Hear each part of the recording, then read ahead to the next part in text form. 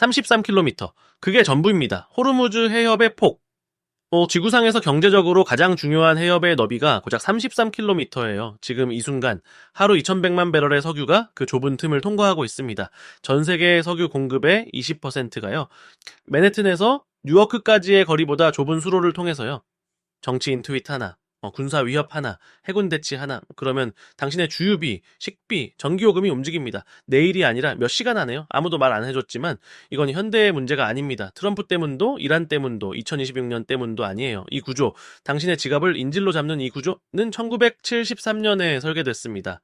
그리고 오늘 이 영상이 끝날 때 왜 이 구조가 만들어졌는지, 왜 아무도 고치지 않았는지, 그리고 당신이 실제로 무엇을 할 수 있는지 이해하게 될 겁니다. 실시간으로 얼마나 빠르게 작동하는지 보여드릴게요. 2026년 3월 22일 오전 트루스 소셜에 포스팅 하나가 올라왔습니다. 20분 안에, 그냥 20시간이 아니라 20분 안에 S&P 선물이 움직였어요. 유가가 흔들렸고 환율이 반응했습니다. 한 사람. 포스팅 하나, 수조 달러가 움직였어요. 그런데 진짜 화나는 부분이 있습니다. 당신은 경고를 받지 못했어요. 해지할 기회도 없었고요. 그냥 아침에 일어났더니 어제보다 주유비가 더 나오는 거예요. 자, 이건 당신의 돈입니다. 당신의 월급, 당신 가족의 예산. 그런데 당신이 참여하지도 않은 지정학 체스 게임이 그걸 결정하고 있어요. 지금 이런 생각 드시죠? 이런 일은 항상 있었고 아무것도 안 바뀌었잖아. 왜 월급쟁이에게는 매번 다른 계산이 나오는지 지금 바로 보여드리겠습니다. 핵심 인사이트를 지금 바로 드리겠습니다. 3분 안에요. 유가는 수요와 공급으로 결정되지 않습니다. 진짜로는요. 지리, 정치, 그리고 50년 전에 의도적으로 고착된 금융 인센티브 구조가 결정합니다. 경제학자들이 시장의 지정학적 리스크를 반영하고 있다고 말할 때 실제로 의미하는 건 이겁니다. 이 시스템을 설계한 사람들이 통행료를 걷고 있다라는 거예요. 그리고 그 통행료를 내는 건 주유소에서 당신입니다. 이게 오늘의 핵심 논지입니다. 이제 증명해 드리겠습니다. 이 무기가 처음 발사된 날부터 시작해서요. 1973년 10월 6일 욤키푸르 유대교 최대 명절입니다. 이집트와 시리아가 이스라엘을 기습 공격해요. 72시간 안에 미국이 이스라엘의 무기 공수를 시작합니다. 그리고 열흘 후 쿠웨이트 시티 회의실에서 아흐메드 자키 야만이라는 남자가 사우디 석유 장관, 오펙 동료들을 둘러보며 이후 반세기 동안 세계 경제를 바꿔놓을 말을 합니다. 석유는 무기다, 상품이 아니라 무기. 그는 문자 그대로의 뜻으로 말한 겁니다. 1973년 10월 16일 오펙 아랍 회원국들이 미국과 이스라엘 지지 국가들에 대한 석유 금수를 선언합니다. 유가는 4개월 만에 배럴당 3달러에서 12달러로 뛰었어요. 300% 상승. 4개월 만에요. 미국 주유소들이 말라붙었습니다. 운전자들이 수킬로미터씩 줄을 섰어요. 닉슨이 국가 에너지 비상사태를 선포했습니다. 그리고 리야드에 앉아있던 야마니는 세계가 한 번도 본 적 없는 것을 증명해냈습니다. 개발도상국 그룹이 지구상 가장 강력한 경제를 무릎 꿇게 만들었다는 것을. 파이프와 밸브 하나로요. 그런데 그게 무서운 부분이 아닙니다. 그 이후 12개월 동안 미국 경제에 무슨 일이 벌어졌는지 보세요. GDP가 3.2% 하락했습니다. 실업률이 거의 2배가 됐어요. 인플레이션이 두 자릿수를 찍었고요. 주식시장은 45%를 잃었습니다. 단 하나의 병목 지점 때문에요. 지리 때문에요. 그리고 지금 당신을 멈추게 해야 할 연결고리가 있습니다. 야마니가 1973년에 이용한 구조, 몇 개의 좁은 해협에 대한 물리적 의존성, 는 오늘날과 동일합니다. 2026년의 호르무즈 해협은 1973년의 아랍 유전과 같은 취약점입니다. 무기는 같은 방아쇠를 가지고 있어요. 그걸 당기는 손가락만 바뀌었을 뿐입니다. 역사가 반복되는 게 아닙니다. 역사는 멈춘 적이 없어요. 여기서 대부분이 생각을 멈춥니다. 멈추지 마세요. 진짜 질문은 왜 1973년 충격이 일어났냐가 아니거든요. 진짜 질문은 왜 53년이 지난 지금도 아무도 이걸 고치지 않았느냐입니다. 미국은 2019년에 에너지 독립을 달성했어요. 셰일 생산으로 세계 최대 산유국이 됐습니다. 논리적으로 보면 미국은 이미 중동 유가 충격에서 면역이 됐어야 해요. 그런데 2022년 러시아가 우크라이나를 침공했을 때 미국 휘발유 가격은 사상 최고치를 찍었습니다. 2024년 홍해 운송이 막혔을 때 당신의 식비가 올랐어요. 2026년 걸프 긴장이 고조될 때마다 유가 선물이 몇 시간 안에 튑니다. 에너지 독립이 당신을 보호하지 못했어요. 그렇다면 실제로 무슨 일이 벌어지고 있는 걸까요? 답은 지난 50년 중 가장 중요하면서도 가장 덜 논의된 경제 구조에 있습니다. 1974년 오일 엠바고 1년 후 당시 미국 국무장관 헨리 키신저가 리야드로 날아가 사우디 파이살 국왕을 만납니다. 그 회의에서 무슨 일이 있었는지는 공식적으로 기록되지 않았어요. 기밀 해제된 미국 재무부 문서와 블룸버그 보도를 통해 우리가 아는 것은 이겁니다. 미국과 사우디아라비아가 합의에 도달했다라는 것. 사우디는 모든 석유 거래를 미국 달러로만 표시합니다. 대신 미국은 사우디 왕가의 안보를 보장합니다. 군사적으로, 외교적으로, 무조건적으로. 네, 이것이 페트로달러 시스템입니다. 그리고 이것이 유가 변동성이 결코 해결되지 않은 구조적 이유예요. 미국이 실제로 해결을 원하지 않기 때문입니다. 제 페트로달러가 무엇을 하는지 생각해보세요. 석유가 필요한 모든 나라, 즉 세계의 모든 나라는 먼저 미국 달러를 확보해야 합니다. 이것이 달러에 대한 영구적이고 구조적인 전 세계적 수요를 만들어냅니다. 미국이 인류 역사상 최대 규모의 재정 적자를 내면서도 달러가 50년간 기축통화 지위를 유지하는 이유가 바로 이겁니다. 페트로달러는 달러의 생명 유지 장치예요. 그리고 유가 변동성은 모두가 계속 주목하게 만드는 경보음입니다. 자, 그런데 여기서 이상한 일이 생깁니다. 자, 2019년 미국이 에너지 독립을 달성했어요. 더 이상 경제를 돌리기 위해 사우디 석유가 필요 없어졌습니다. 순수한 시장 논리로는 페트로달러 협약이 무의미해졌어야 하대요. 하지만 그렇게 되지 않았습니다. 왜냐하면 2019년이 되면서 페트로달러는 더 이상 단순한 에너지 협약이 아니었기 때문입니다. 미국 금융 시스템 전체에 기반이 돼 있었거든요.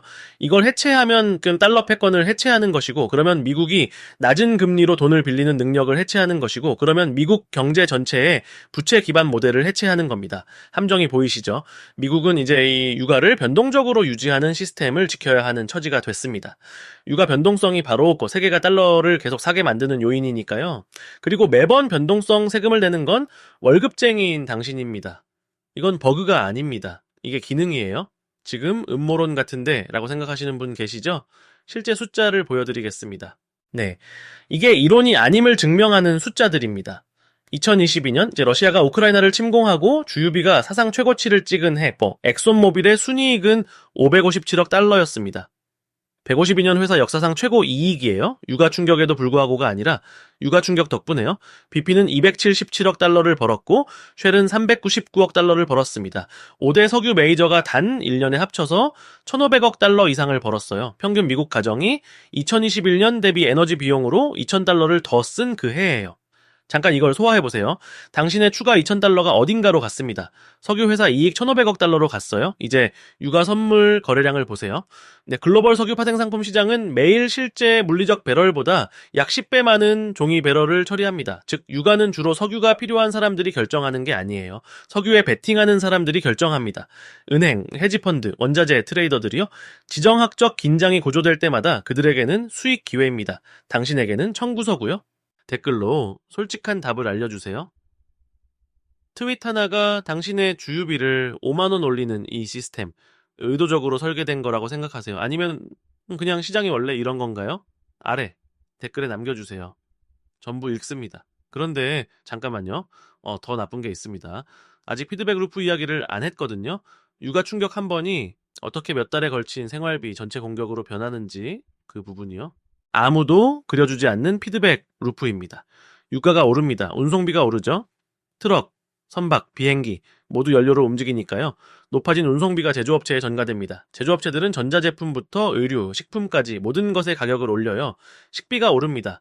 전기요금이 오릅니다. 임대료가 오릅니다. 집주인도 공과금과 유지비가 올랐으니까요. 이걸 2차 인플레이션이라고 합니다. 그리고 이건 원래 유가 충격이 있고 나서 3, 6개월 후에 당신을 덮칩니다. 위기가 끝났다고 생각할 바로 그때요. 그러면 연준이 인플레이션 상승을 보고 금리를 올립니다. 금리가 오르면 당신의 주택담보대출 상환액이 올라요.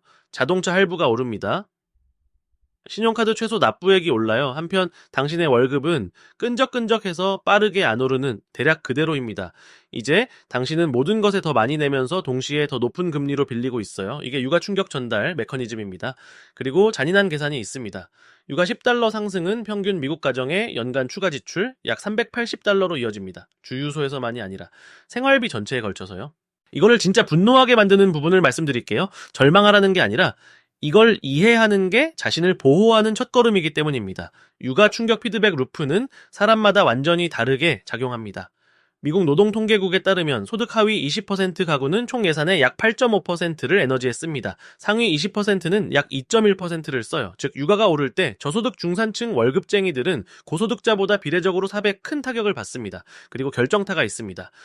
고소득자들은 보통 금융자산, 주식, 부동산, 원자재 ETF를 보유하고 있어서 육아 충격 때 그 가치가 실제로 올라요. 하위 80%는 인플레이션을 맞습니다. 상위 20%는 자산 상승 이익을 가져가고요. 같은 충격, 정반대의 결과, 이게 모든 육아 위기 안에 숨어있는 구조적 불평등 엔진입니다. 1973년부터 돌아가고 있어요.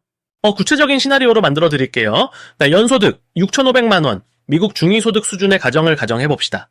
평년에 에너지에 약 730만 원을 씁니다. 주유비, 전기, 난방, 식품과 상품에 내재된 에너지 비용 포함해서요. 이제 육아가 배럴당 120달러가 됩니다. 지난 15년 동안 3번이나 있었던 일이에요. 그 가정의 직접 에너지 비용이 약 130만 원 오릅니다. 하지만 이후 6개월에 걸친 2차 효과, 식품 가격, 상품 가격, 임대료 상승가 추가로 160, 200만 원을 더합니다. 총 타격 260, 330만 원. 세전소득의 3-4%예요. 사라집니다. 투자된 것도 저축된 것도 아니라 그냥 사라져요. 석유회사 이익과 원자재 트레이더 보너스로 이전됩니다. 이제 비대칭성을 보세요. 같은 가정이 연초에 포트폴리오의 5%, 약 430만 원을 에너지 섹터 ETF인 XLE에 넣어뒀다면 같은 육아 충격 기간에 35, 40% 수익을 냈을 겁니다. 145, 170만 원의 이익이에요. 피해의 절반 가까이를 상쇄하는 거예요. 도구는 존재합니다. 대부분의 월급쟁이들이 쓸 줄 모를 뿐이에요. 아무도 말 안 해주는 부분입니다. 1973년 오일 쇼크, 1979년 이란 혁명 충격, 1990년 걸프전 충격, 2008년 원자재 슈퍼사이클, 2022년 러시아, 우크라이나 충격, 모든 사건이 같은 패턴을 따랐습니다. 지정학적 방아소외, 가격 급등, 3, 6개월 후 2차 인플레이션, 연준 대응, 경기 침체 또는 그 직전, 그리고 결정적으로 새로운 기저선. 이 사건들 이후 육아는 충격전 수준으로 돌아간 적이 없습니다. 1973년 이후 바닥이 올라갔어요. 1979년 이후 또 올라갔습니다. 2022년 이후에도 또 올라갔어요. 이걸 레칫 효과라고 합니다. 각 위기가 당신의 생활비를 더 높은 수준으로 영구적으로 재설정합니다. 예전 가격은 돌아오지 않아요. 절대로요. 육아는 결국 내려간다고 말하는 사람들, 기술적으로는 맞습니다. 하지만 충격전 수준으로는 절대 안 내려가요. 레칫은 한 방향으로만 돌아갑니다. 그리고 그 레칫이 한번 돌 때마다 당신의 구매력이 영구적으로 줄어드는 겁니다. 여기서 대부분이 생각을 멈춥니다. 멈추지 마세요. 레칫 효과를 이해하면 육아 위기 때만이 아니라 영구적으로 재물을 어떻게 생각해야 하는지가 달라지거든요. 모든 것을 연결하는 구조적 통찰이 있습니다. 페트로달러 시스템은 미국이 산유 지역의 지정학적 긴장을 유지할 영구적인 인센티브를 만들어냅니다. 반드시 전쟁을 일으키기 위해서가 아니라 교란의 위협이 항상 존재하도록 하기 위해서요. 육아의 지정학적 리스크 프리미엄이 달러에 대한 글로벌 수요를 높게 유지시키는 요인이니까요. 리스크를 제거하면 프리미엄이 사라지고 달러 수요가 사라집니다. 에너지 전환에 수조 달러를 쏟아붓고 에너지 독립을 달성하고 수십 년간 외교적 노력을 기울였음에도 구조적 변동성이 사라지지 않는 이유가 이겁니다. 유지되고 있어요. 능동적으로요. 달러를 보호하도록 설계된 바로 그 시스템에 의해서요. 그리고 정확히 말씀드리고 싶은 게 있습니다. 어떤 개인이 방에 앉아서 당신을 상대로 음모를 꾸민다는 주장이 아니에요. 시스템적 인센티브에 관한 이야기입니다. 이 시스템에는 악당이 필요 없어요. 모두가 자기 이익대로 행동하기만 하면 수학이 매번 같은 결과를 만들어냅니다. 이 영상이 시작할 때 던진 질문에 대한 솔직한 답입니다. 왜 석유는 항상 무기가 되는가? 무기가 되도록 설계됐기 때문입니다. 그리고 왜 당신이 항상 대가를 치르는가? 당신이 변동성 세금을 내는 것이 달러 패권 유지에 허용 가능한 비용으로 설계됐기 때문입니다. 이게 구조적 현실이에요. 화가 나도 됩니다. 화가 나야 합니다. 하지만 행동 없는 분노는 그냥 비싼 감정입니다. 그러니까 당신이 실제로 할 수 있는 것에 대해 이야기해봅시다. 지금 당신의 구체적인 재무 상황에서요.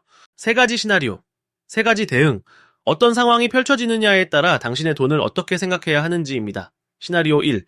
육아가 배럴당 70편 90달러에서 안정됩니다. 기본 온건한 케이스예요. 지정학적 긴장은 있지만 악화되지 않습니다. 이 시나리오에서 당신의 즉각적인 우선순위는 제가 에너지 비용 완충 자금이라고 부르는 것을 만드는 겁니다. 평균 에너지 지출 3개월치를 고금리 예금 계좌에 보유하는 거예요. 투자하는 게 아니라 리스크에 노출시키는 게 아니라 그냥 거기 두는 거예요. 안정적인 시나리오에서도 레칫 효과 때문에 내년 에너지 비용은 올해보다 높을 테니까요. 완충 자금이 있으면 빚지지 않고 조정할 시간을 벌 수 있어요. 이 시나리오에서 두 번째 할 일, 고정 vs 변동 에너지 비용을 검토하세요. 변동요금제 전기를 쓰고 있다면 지금이 고정요금 계약으로 전환할 시점입니다. 작은 움직임이에요. 하지만 12개월에 걸쳐 실제 돈을 아낄 수 있습니다.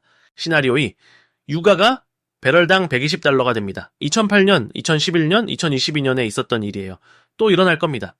이 시나리오에서 우리가 이야기한 2차 인플레이션 효과가 3, 6개월 안에 당신의 식비와 공과금을 덮칩니다. 해지 방법입니다. 에너지 섹터 ETF, 자 구체적으로 S&P 500 에너지 섹터를 추종하는 XLE 또는 뱅가드의 에너지 ETF인 VDE는 주요 유가 충격 기간에 역사적으로 35, 50% 수익을 냈습니다. 투자 가능한 자산의 5%를 이 중 하나에 배분하면 자연적인 해지가 만들어집니다. 주유비가 오를 때 에너지 ETF도 오릅니다. 완벽하게는 아니에요. 1대1로도 아니고요. 하지만 피해를 의미 있게 상쇄하기에 충분합니다. 중요한 주의사항, 에너지 주식에 몰빵하라는 게 아닙니다. 5%. 그 이상은 안 됩니다. 유가가 결국 내려가면 그렇게 됩니다. 에너지 주식은 시장보다 더 크게 떨어지거든요. 해지는 양방향으로 작동해요. 적절하게 크기를 설정하세요. 아직 투자를 시작하지 않으셨다면, 투자 가능한 자산이 없다면 시나리오 2의 대응은 다릅니다. 충격이 완전히 반영되기 전에 변동에너지 비용 노출을 줄이는 거예요. 자동차 대출, 재융자로, 납부액 낮추기, 출퇴근 비용 검토, 공과금 요금 고정. 시나리오 3. 유가가 배럴당 $150를 찍고 유지됩니다. 스태그플레이션. 물가 상승, 성장 둔화, 실업률 상승. 1970년대 플레이북이에요. 최악의 경우입니다. 이 시나리오에서 일반적인 재무 조언이 무너집니다. 채권은 가치를 잃어요. 성장주는 곤두박질 칩니다. 현금은 인플레이션에 먹힙니다. 1970년대 스태그플레이션에서 효과가 있었던 것. 원자재, 에너지 주식, 실물 자산, 그리고 물가 연동 채권, 팁스이에요.